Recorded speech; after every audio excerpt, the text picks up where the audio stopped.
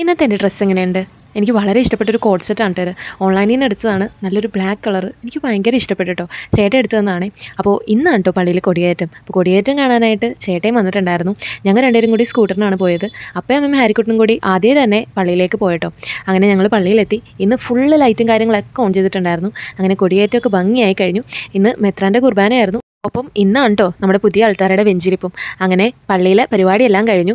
ഞങ്ങളും അൾത്താര കാണാനായിട്ട് അകത്ത് കയറി കേട്ടോ. കുർബാന കഴിഞ്ഞപ്പോഴാണ് അകത്ത് കയറാൻ പറ്റിയത്. പള്ളിയിൽ ഫുള്ള് പ്രസിദ്ധന്തിമാരായിരുന്നു, അതുകൊണ്ട് പുറത്താണ് കേട്ടോ വരുന്നത്. അങ്ങനെ അൾത്താരയൊക്കെ അടിപൊളിയായിട്ടുണ്ടായിരുന്നു.